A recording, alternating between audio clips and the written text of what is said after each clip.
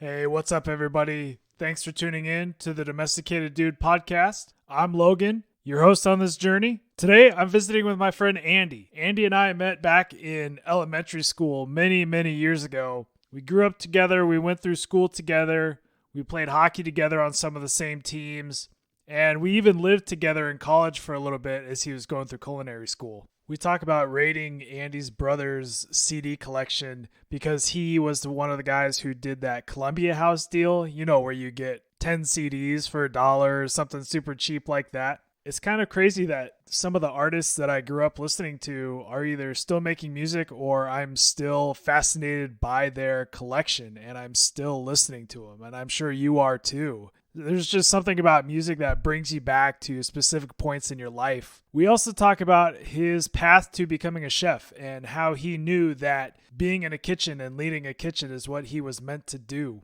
We also get pretty deep. We talk about Andy's journey to sobriety and what led him to that point, how he was able to get through it, mostly through the support of his family and other people in his life who were his support system. Just a reminder to everybody out there, if you're struggling with something, it's okay to ask for help. It's okay to talk to your friends. If your friends are supportive, you know they're the real deal. If you like what you hear on the podcast, share it with a friend, leave us a review, make sure to subscribe so you get the newest episodes immediately. You know the drill. Without further ado, here's my conversation with my friend Andy. Hope you enjoy.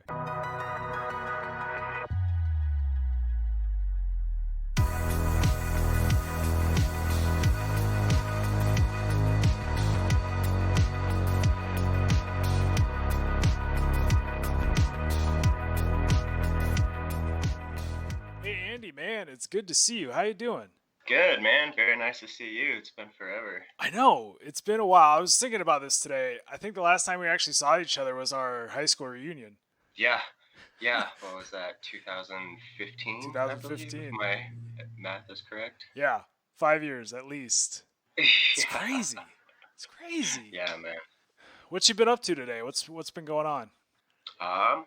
Well, got a couple of days off from the restaurant, so on those days I try to do as little as possible, but end up just my everyday life, going to the gym, just running some errands, just trying to keep everything moving.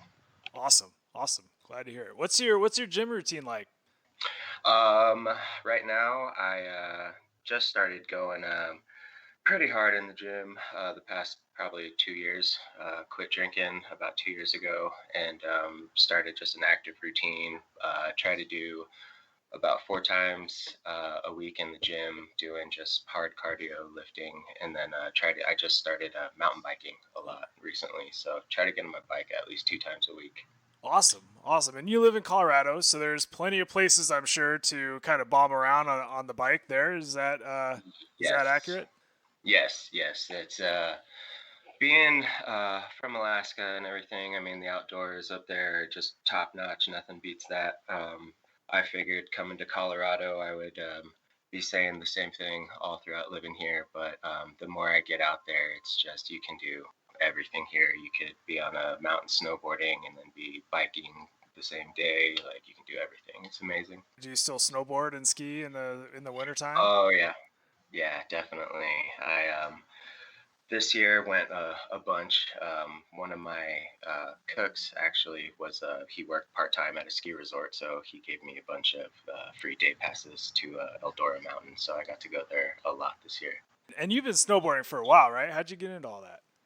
Oh yeah, probably about seventh grade, sixth, seventh grade. Just got into skateboarding and that whole little just punk scene and all that. And winter came, couldn't really skateboard as much up in Alaska, so it was just the easy transition into snowboarding. And then that's just been my lifelong hobby. That's just always been the constant. Never really gave that one up. So just really fortunate to have that one. That's awesome, dude. So what's it like? I've tried snowboarding once in my life, and it was a terrible experience for me. It was I think I was in fifth grade, and it was a spring break like go on the bunny hill type of thing, and I fell. I swear every like 10 feet, and after that I was like, nope, I'm never doing this again. This is terrible. But you've been doing it since seventh grade. How did you? what was that process like for you to learn how to do that? Was your brother into it, or was it just something that you picked up naturally? Actually, my brother, my oldest brother Victor, him and I both learned together. One night, just we were sitting around. We would always go to Blockbuster like every Friday or Saturday night and get movies and watch them together, and just get junk food and stuff like that. And one of the nights we went, we found like how to snowboard video, so we rented that and decided.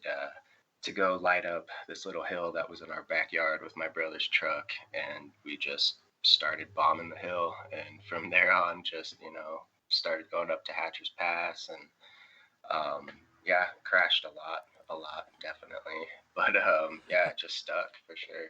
That's cool, man. You mentioned your brother Victor. A few of my fondest memories was when we'd be at your house and your brother would be gone or something, and we'd kind of raid his CD collection. And Yeah. we found all sorts of stuff, man. Rage Against the Machine, some Cake, some Roni Size, some 311, back when they were actually 311. Um, Yeah.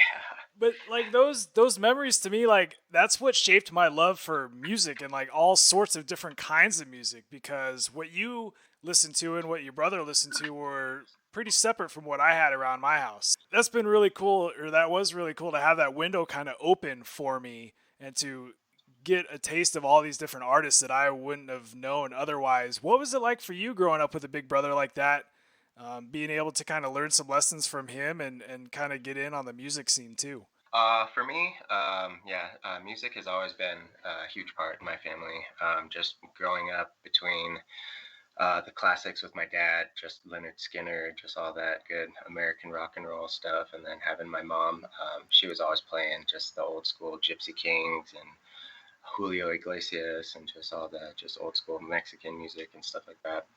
Um, as I started, you know, getting a little bit more snoopish and my older brother's belongings and stuff like that. Really fortunate to have him. He was a sucker for all those like pay a penny, get 10 CD order guides and stuff when I was growing up. So he went deep down that rabbit hole, and I definitely benefited from it, and you. And Yeah, for sure. yeah, I just remember, yeah, seeing his truck pull out of the driveway, and like, all right, let's go, and just raiding those chests, just big treasure chests full of CDs, just all across the board. And yeah, that definitely just got my mind. I remember just even days when I was by myself, just I would pick out a stack of like 10 CDs and just dissect every single one, and that really brought me into old school blues, Stevie Ray Vaughan, Buddy Guy, a lot of the old Jimi Hendrix stuff, more of the behind the scenes, not so well known stuff. And then from that, started getting really into jazz music, actually. Yeah, in my kitchen, I go pretty hardcore from your very aggressive death metal, and then we'll switch it up, and the next song will be Patsy Cline or some old country music or something like that. So kind of throws everybody for a loop, but I mean, I love it. Just different moods come with different tunes. Oh, for sure. I definitely know how that goes. For me, when Hmm. I'm writing, I need some good music, and it really varies in what I'm trying to do as to what music I'm listening to. It's Hmm. probably the same for you. You know, if you're prepping a service or something like that, you're probably listening to something a little bit different than when you're in the middle of a service. I'm assuming. Hmm. Yeah, yeah. We take the music pretty serious in my kitchen for sure. My lead cook actually, he when he's not cooking, he's a music producer slash DJ. He has a degree in music production and all that, so he's pretty serious about that. And it's pretty nice because we feed off of each other. Like, all right, you're taking the music this weekend, I'll take it next weekend, and we actually like take time to put together a proper playlist that's gonna go. We get busy in the kitchen, so it's like I want you to play something that we don't have to think about for like 4 hours, but we're just gonna get lost in it, and that really makes a huge, huge difference, especially when you're just balls to the walls, tickets everywhere, and just, yeah, really easy to lock down when you can just kind of focus on that. What's your favorite music to just jam out to when you're in the middle of a service? What's your go-to? Lately it has been he's a DJ that goes by the name of Medicine. Um, really enjoy him.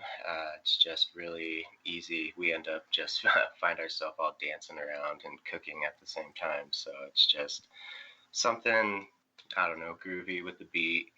Not too aggressive in your face. Just something we can all kind of calmly get down with. So it's been awesome. Okay, cool. All right, that's good to know. I always need some new music when I'm trying to write or brainstorm on things, and I just need to focus on what I'm looking at instead of the words or Hmm. something like that. So that's good for me to Yeah. kind of I need to keep adding to my library.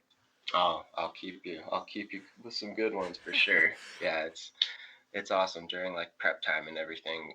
I like to listen to either old blues or we listen to some Motown every now and then just to get everybody. James Brown was a big one going into this Fourth of July weekend, so that really set the tone every day. So yeah, definitely. Very cool, man. Very cool. Andy, we've been talking about you're a chef living in Colorado. Was being a chef something that you always wanted to do? Or I know when we were in school together, when we were in college together, that's what you're going to school for. But how did you realize that being a chef was what you wanted to do? Just like music, cooking in my household was always a big one. Um, I have fond memories of being in elementary school. I would come home, get off the bus, and it would be my older sister Andrea in charge of babysitting me until my mom got home from work.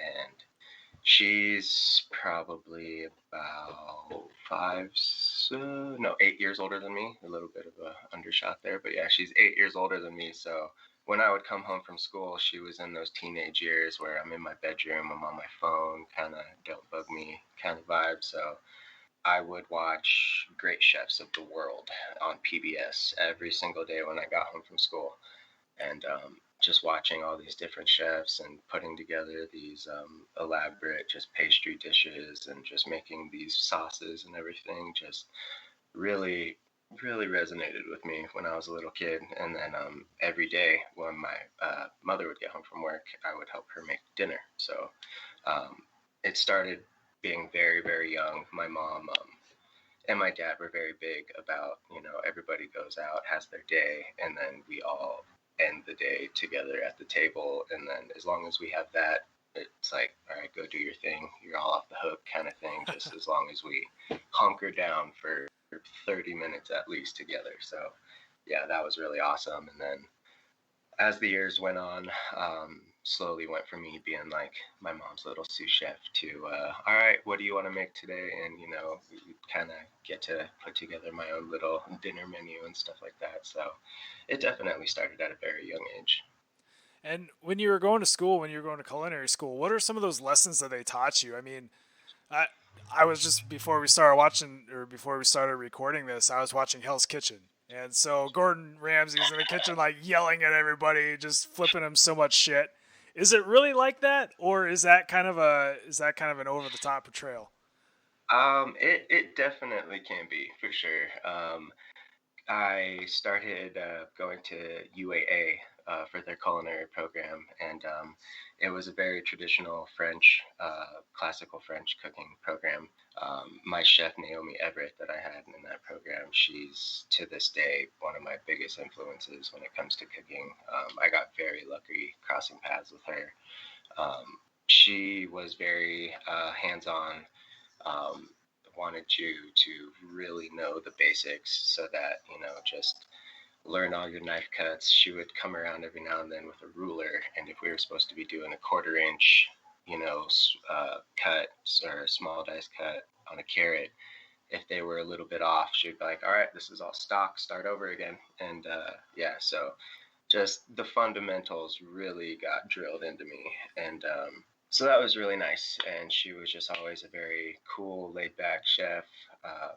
Actually, once I graduated, she asked me to come back for a couple years afterwards to be her like lab aide, and I got to eventually run the advanced culinary class. And it was like actually they had restaurant on campus that they would run. The front of the house and back of the house were students, and yeah, I was kind of like the chef, if you will, of that, and got to do service every day with the students, and really enjoyed that. That was a lot of fun. That was kind of my intro to actual not wanting to be a line cook anymore, like wanting to progress a little higher. Like this is fun, kind of being the maestro of my little orchestra of cooks. So yeah, really really fun, enjoyable. All right, man. I can. Okay, that's awesome that they gave you that responsibility to lead that group of students in that service and in that Hmm. class. That's pretty cool. It's that hands-on learning that always Hmm. helps you once you take that next step. So when you were doing this, was that kind of what solidified for you? Like, yep, I made the right decision. This is what I need to be doing. I can feel it in my bones that I've made the right choice in my career path. For sure, yeah, definitely. At that point, I mean, as soon as I graduated high school, I immediately dove headfirst into kitchens. Other than swinging hammers, working for my dad's construction company, I've been working in kitchens forever. So I think this is like year 17 or something like that going into. So um, yeah, it's just been I've bounced around a lot for sure, but yeah, through in college, it was just kind of line cook, and then probably once I left Alaska, I started kind of seeking, more responsibility and stuff like that in the field. So was it something where when you left Alaska you were able to lead a kitchen immediately, or did you have to work your way up? What was that process like? I definitely had to work my way up the totem pole. From well, once I was when I was in culinary school up in Alaska, I was actually fortunate enough to go be kind of the guinea pig for this culinary school in Florence, Italy, called it was the Culinary Institute of Florence. It was called Apicius. Um, so I was there for about a semester, just doing a couple cooking classes and stuff like that, and that kind of just sparked this adventurous curiosity of what else was outside of Alaska. So at the time, my sister was living in Virginia, and it was an easy, convincing conversation on her end, but ended up moving to the DC area, and it was very much like the Hell's Kitchen, working in those types of just fine dining, white chef coat, very cutthroat. There's a bunch of people that want your job, and if you screw up, somebody's going to throw you under the bus to get it. So um, that definitely was kind of uh, an accelerator, made you really kind of grow up a little bit more, just double check everything, triple check everything, just kind of watch your own ass a little bit more. So uh, one example, I got sent home one day for a service. At the time, it was taking me 2 hours each way to get to work. I didn't have a car at the time, so I was taking a bus and a train each way. And I was in the kitchen. My chef came up to me. He took my knife and was trying to show me how to plate a tomato salad. And he couldn't pass through a tomato in one swipe with my knife.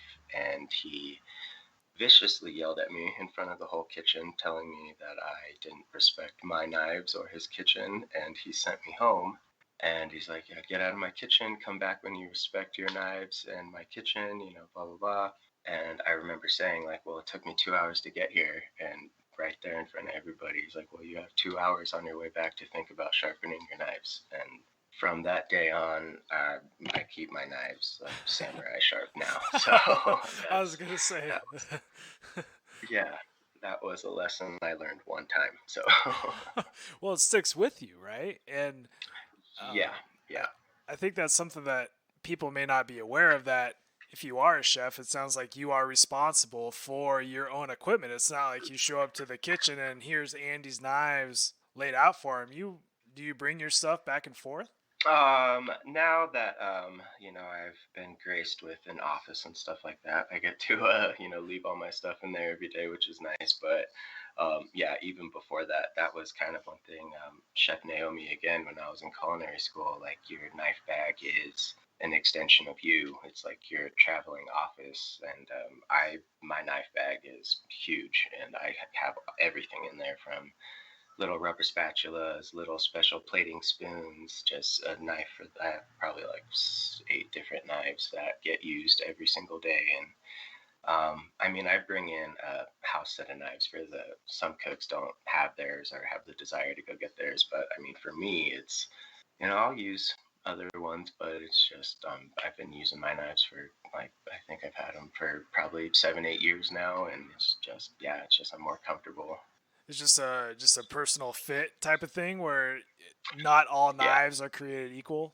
yeah, definitely. I'm definitely a sucker. When I was in culinary school, I remember it was always the big debate on whether you would go out and buy German knives like Wusthof or the Japanese knives like Shun or Miyabi or stuff like that. And um, I remember just really falling into all the stories on how they would test out like old samurai blades and stuff like that, and just how they would make the Damascus steel, and just thinking that was so cool. And then seeing that transformed into like the chef knife world, and it's like, oh, I can actually go buy a little mini samurai sword and use it every day, and so that was kind of cool. And um, I just like the quality of it. Just they look beautiful. The craftsmanship, they're durable. The way the edge holds. I love them. I'll always use them. That's awesome, man. That's cool to hear. Like that's something that I would not know otherwise. It's just something Yeah, that's assumed from an outsider's perspective that when you go to a restaurant or something and all the knives are there for all the cooks and all the chefs. You don't really think about they have to bring their tools back and forth, and that's pretty cool to learn some knowledge tonight. I like it. yeah.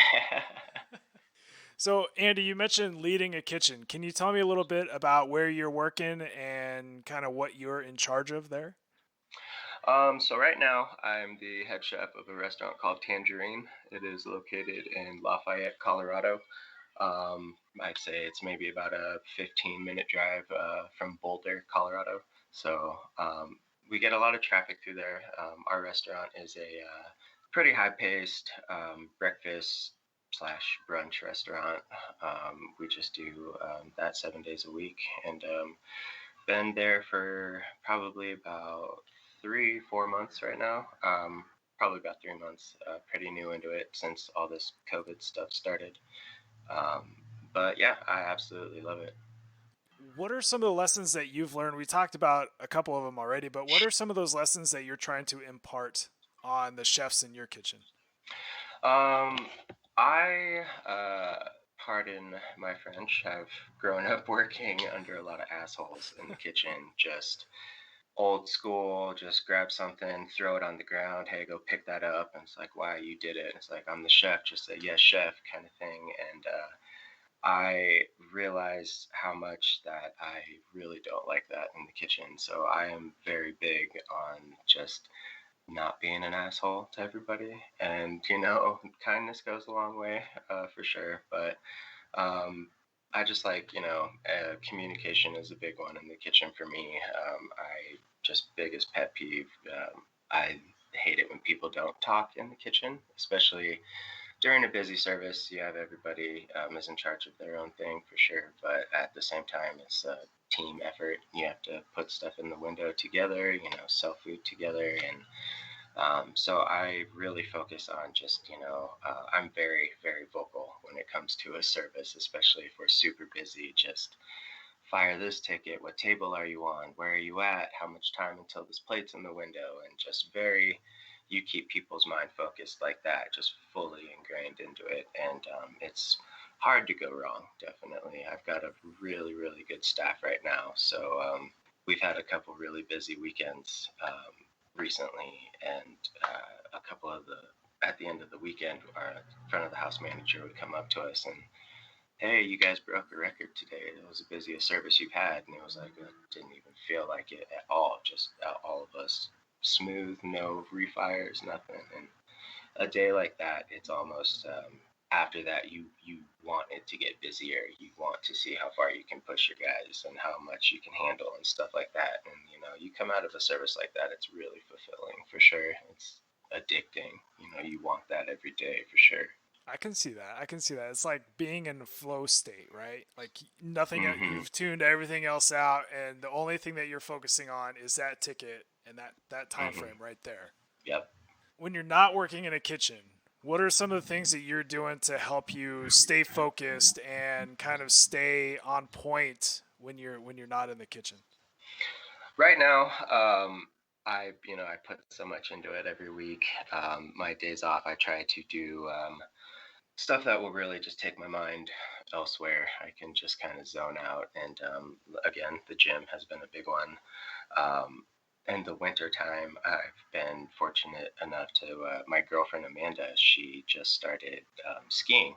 And that was, I'm a huge snowboarder, and I would go out on the weekends every weekend snowboarding. And she kind of, well, I want to hang out too. So she picked up a pair of skis, and that's been awesome during the winter. Every single weekend we would go skiing together, and now in the summer we go play a lot of disc golf together. And again, that was one thing she picked up recently, and those have probably been the best ways to spend my time outside, just kind of being active, spending time with her. I have a lot of my family down here, both my older sisters and their family. My mom is down here.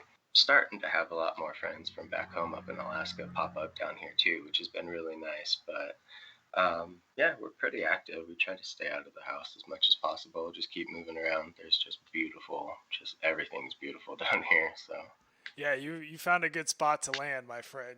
It's very yeah, similar to back home with all the opportunities there. That's really neat. yeah, You mentioned to me offline here that you're helping your other sister Cynthia out with her clothing line. What's that all about? yeah. The clothing company is called Rocky Mountain Love Clothing Company. She started it back in 2016. They moved to Colorado from Kansas or Missouri. And she just, she was a stay at home mom. She wanted just something to do on the side. So she started this little clothing company. And at first, she just wanted to focus on like some girly shirt options for the curvy girls out there. And she started doing pretty good with that. And then she got into doing some charity work with Avista Hospital in Erie, Colorado. She started a campaign with them for breast cancer treatment, called Pinch Your Peaks.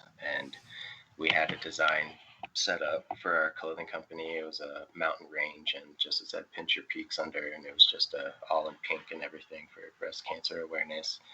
And still continue to join into that. But about 2 years ago, I came down and just started helping her out on the side.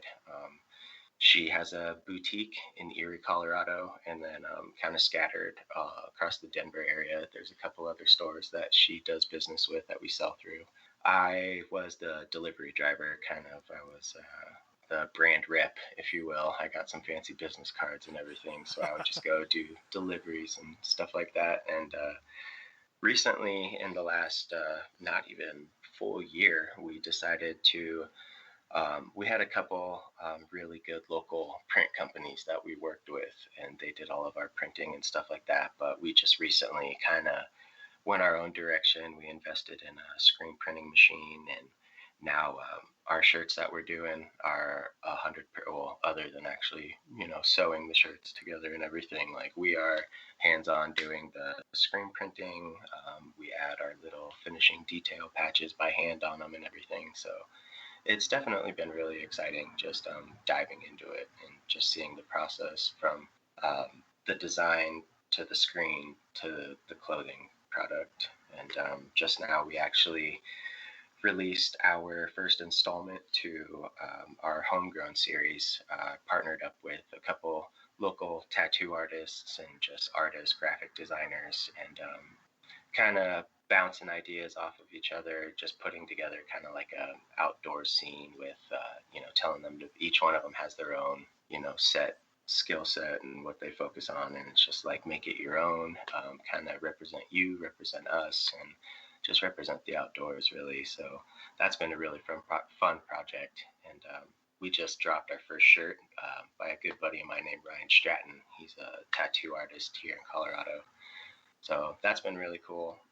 Really fun process, especially something to keep your mind going during all this COVID business. So yeah, definitely everybody check that out. rmloveco.com. And yeah, would love to see some support there for sure. That's awesome, man. Thanks for telling us about it. That's really cool. What's it been like working with your sister on something like that? Is she kind of the boss? She gets to boss her little brother around? What's that like? Yeah, that's actually been really, really fun. My sister, I've always joked around, well, with both my sisters, honestly, just being my sister mothers, they've always kind of been there, kind of raising me. So at first, I could tell I was probably just like, the annoying little brother. And but now recently, she's been letting go of the reins a little bit more. Slowly trying to transition into hopefully me taking over the company a little bit more. She's got her hands in a couple other businesses, clothing companies, and she runs a boutique in Erie as well. So um, yeah, she's kind of setting me up to pass the torch here at some point. But yeah, just I absolutely love it. She's a great teacher. Definitely know what I can and can't get away with as far as showing up late to her house and stuff like that for work. So that's pretty nice. That's really cool. It's cool that you get to have that experience with her and be around the family a lot more and be a part of their lives. That's really neat. Yeah. I also want to ask you about another thing. Something that's changed since the last time I've seen you is that you stopped drinking. You've taken the jump to sobriety, and I wanted to ask you a little bit about that. How did that Yeah. come to be? Was it just like an aha moment? You woke up one morning that was like, all right, I'm done? Or was it something that was kind of a slow burn? It was definitely a slow burn. I mean, just drug and alcohol use started very young. Just very curious. Didn't take much to convince me to try new things back then, and kind of fell off. I can honestly say there in my 20s and stuff like that. Just hard drugs, alcohol, stuff like that, and started realizing that that was kind of not kind of, but definitely what was holding me back. And I found myself missing out on a couple really good opportunities, even in the cook world. When I was in DC, I was working for Wolfgang Puck in one of his restaurants, right, like 2, 3 blocks away from the White House. It was called The Source, and really fortunate to be in that position as a kid from Palmer going to DC working for one of the chefs you see on TV, and that was definitely during my party phase for sure. Just the crowd of people. Some would say it's not true, but definitely the restaurant world is a lifestyle. Just the after hours and everything, and especially in DC. So working 2 jobs and trying to juggle the social scene and all that definitely wore into my professional life for sure.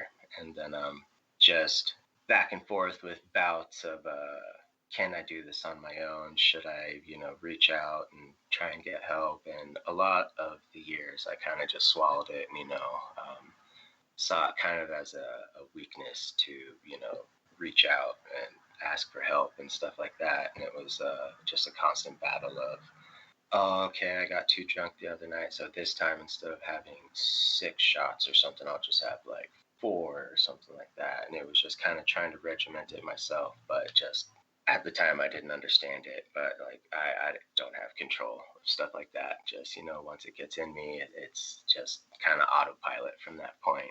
And once I moved to Colorado, kind of just I was kicking a hard drug habit coming out of Alaska when I moved. And when I landed in Colorado, I was so adamant about not picking up the hard stuff anymore that, I turned to alcohol. And that was kind of my vice of kicking the previous addiction. And then my drinking kind of got carried away for the first year when I was down here, fell into a little trouble with the law. And kind of just, yeah, I woke up one morning and realized that, that was the main thing that was holding me back, and decided to stop drinking, to start just being healthier. And with myself, I need to like really focus on keeping my mind on something. Like I don't like just the empty thoughts and stuff like that. So that has been a big factor for me, just keeping like a regiment in the schedule and um, just being in the gym. I used to be the guy that was, hey, do you want to go to the gym? And I was like, absolutely not, as I cracked a beer. And now it's like I'll every single day pack my gym bag on my way to work with my knives. And as soon as I get off work, go to the gym, come home, go on a bike ride or something like that. And definitely lost about probably 80, 85 pounds in the last year and a half, 2 years. So That's great. that's been a huge change. Yeah, yeah. Just seeing the body transform and everything, and honestly, just feeling good every day. Waking up, not feeling like trash from the night before. Just used to be total night owl. Now, like on July 4th, I had to work that morning, and I was falling asleep on the couch by 9:30 that night. Like my girlfriend was trying to watch a movie with me, and yeah, just out cold by 10 p.m. The fireworks were going off, and I was just sleeping through everything. So yeah, it's been a very very good change. I'm bummed out that it didn't happen sooner, but it did, and I'm the best version of myself I've ever been. I can confidently say that, and that's very good to feel and put out there. Yeah, man, that's great. I'm glad. I'm really glad to hear that. And you look great, by the way. I haven't seen you in 5 years, and this is the first time that we've been able to get together like this. So you look great, man. Thank you, And brother. I'm proud of you for what you've done. That's great. Thank you, man. Thank you. Of course. So as you're going through it, you said that there were a lot of times where you thought about asking for help, but you didn't. If somebody is in that spot right now who may be thinking, "Hey, this isn't serving me well right now. I need to stop. I need to stop drinking. I need to stop doing drugs, whatever it may be, whatever that vice is that's holding them back." What would your advice be to somebody who needs to get started in that process? I mean, for myself, I have a very, very strong just support circle around me with my family. My girlfriend Amanda is huge in that department, and honestly, just once you kind of hit rock bottom, the way I did it was just kind of there's only two ways this is going to go, and one is definitely not good, and so yeah, I knew that I could trust, and just a lot of the times in the past, I was just more so like just the guilt and just kind of felt ashamed of coming clean about my current situation that I was in at the time and stuff like that. And then finally, it was just kind of realizing like this is my family. They've been with me through everything, and it's just kind of trusting that they would support me. They've supported me through everything in my life. What's this? Kind of just that they will be there, and they were, and it was awesome. Very supportive, a nice mixture of gentle and tough love there. So really fortunate to have that. But um, on the other side of it now, we're closer than ever before. Like my two dishwashers are my two nephews, and my brother-in-law Chris. We go on biking trips and stuff like that on the regular now, and ski trips and stuff like that. So yeah, it's just amazing to see what cutting at the end of the day something so small like that can be out, and how big of a just outcome it has on your total lifestyle and everything. Yeah, I bet. Because you're not relying on it anymore. You know that you can make your any situation that you're in, you can make it your own without that other substance or without that other influence, whatever that is. Exactly. Yeah, yeah, exactly. And I mean, and that's just for me personally. Like, I had a pretty hard time just dealing with, hanging out with people again, and just experiencing, oh, you don't drink now, so it's kind of, I don't know how to act around you now, kind of thing. And at first, that was a little difficult to get used to, just kind of being looked at like the weird kid or something like that. You're the outcast now, kind of thing. But since then, you cut those so friendship ties that were a little pointless at the end of the day. So shed a little weight there, but yeah, I'm fortunate, got the social or support group down here with the family and everything. So that's been good. Yeah, I mean, if your friends can't accept the changes that you're making in your life and be supportive for you, they don't need to be there. Yeah, yeah, it's weird seeing hey, do you want to hang out, have a few beers? Yeah, I'll hang out, won't have a few beers though. It's like, oh, okay, well, I'm a little busy now, so we'll catch up a little later or something like that. And it's like, all right, man, Wow. so Wow. You can still hang out with your friends. You don't have to drink beer when you're around them. Damn. right. Yeah, man. I've had those nights where I've waken up, not so much anymore because Sarah kind of keeps me in line with a lot of that stuff. But it used to be, you wake up and you're like, I'm never drinking again. But then that night, you're cracking one open and you're drinking again. I'm thankful that I'm able to kind of scale it back to where it needs to be, but still kind of have a balance there. Yeah, yeah. There's beer is definitely a beautiful thing. I can still say that, just I still cook with it and everything like that. I know there's a time and a place for it. I remember end of a long day, you crack a cold one, that's the instant relief right there. It's just personally not for me anymore. Yeah. At the end of the week on a busy service, I'll go out and buy my cooks like a 12 pack as they're cleaning up and everything. It's like, all right, you guys earned this, end of a long week, enjoy it. Just, yeah, for me, it's just, finally understand it's just something that doesn't agree with me. So, Yeah. One of the episodes that we had a couple episodes ago was talking about burning things out of your life. And I mean, that's a perfect example, burning something out of your life that's not serving you anymore and helping you become the best version of yourself, like you said. yeah, yeah, definitely. You mentioned that Amanda, your girlfriend, was she with you when you were kind of going through some of this, or did you guys meet afterwards? We kind of met on the afterwards side of things.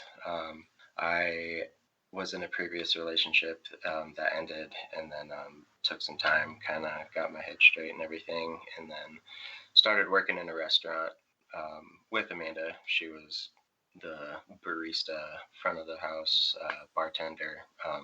Kind of, we didn't really notice each other at first for the first couple months. It was just kind of, we would pass each other in the hall and everything and just kind of went about our day. And just one day, we started talking, and just the next day started talking a little bit more and more. And um, working in the restaurant, that definitely can happen. So yeah, it's been awesome. She's definitely helped me get through a lot of hard times for sure. Very thankful for that support. She's my rock, definitely. Really, really thankful that I got to meet her. And it was really, really fortunate that our paths kind of just lined up the way they did and everything. So very thankful for her. Isn't it weird how people come into your life at the right exact time that they need to be in your life? Have you noticed that? Exactly.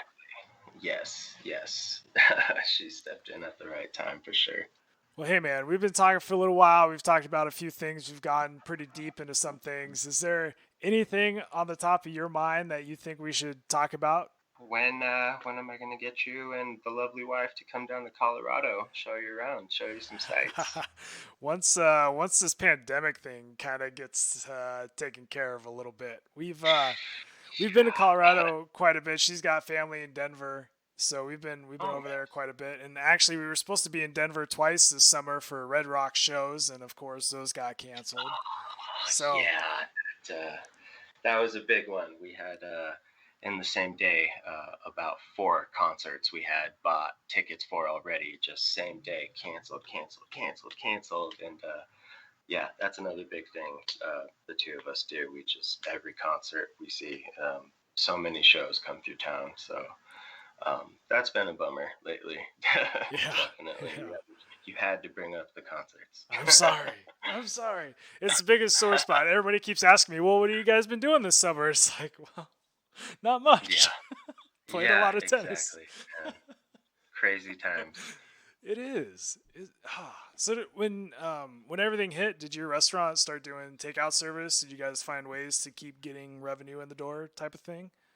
Yeah, we pre-COVID takeover, I was a chef at another restaurant here in Colorado, and unfortunately, we had to shut down with everything going on. And then the restaurant I'm with right now, Tangerine, my girlfriend Amanda, she works for that company, and just I've met some of the chefs and the GM and everything for them, and they too had to shut down for a little bit, but they opened back up for takeout and all that, and they were looking for a chef, and it was kind of just right time, right place. So yeah, it worked out. Got to stay employed there, so that was a really nice part. But yeah, we started with doing just takeout, and then Boulder County told us that we could socially distance our dining room and stuff like that. So we actually brought in some like cubicle walls and stuff like that, and blocked off sections for people to have um, their own little private dining area and stuff like that. So we also have a pretty big patio, so and just tons of sunlight out now. So that's really been a huge one. It's just the outside seating we've been able to use to kind of facilitate all the other stuff we've kind of had to give up on, just spacing everything out differently. That's good to hear. I mean, there's been countless restaurants across the country, like you said, had to shut down because of this. It's just incredible the impact that it's having everywhere. I mean, even around us, seeing a lot of the smaller businesses having to shut down and everything, it definitely sucks.